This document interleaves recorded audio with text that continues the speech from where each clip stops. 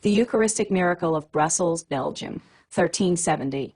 In the year 1310, enemies of the Church stole consecrated hosts from the Church and desecrated them by striking them with knives, showing their hatred and rebellion. From the particles of the consecrated hosts, living blood began to flow. The bleeding host's particles were saved and celebrated over many centuries in the series of different reliquaries. They are presently located in the museum close to the chapel inside the Cathedral of the Blessed Sacrament. The kings of Belgium, Leopold I and Leopold II, presented the first of several stained glass windows depicting this miracle to this chapel of the Blessed Sacrament.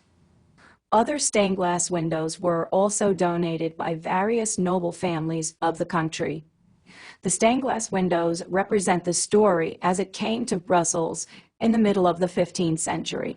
The ancient document reads, quote, "In 1369, a rich merchant from England, who hated the Catholic religion, had some consecrated hosts stolen.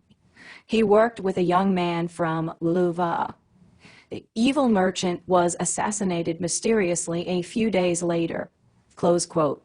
The merchant's widow, surmising the unexpected death was a punishment from heaven, got rid of the hosts by giving them to friends of her husband.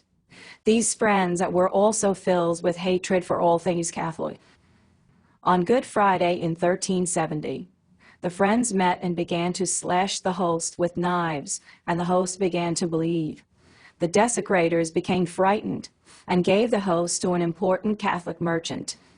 This Catholic merchant revealed the entire story to the curate of the Church of Notre Dame.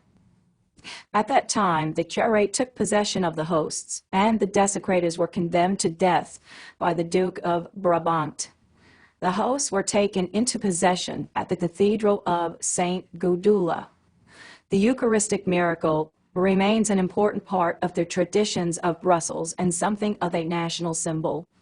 Tapestries were created during the 18th century, representing the occurrence of this miraculous event. Pilgrims still travel to the Cathedral of St. Gudula and St. Michael in Brussels to see the miraculous bleeding hosts.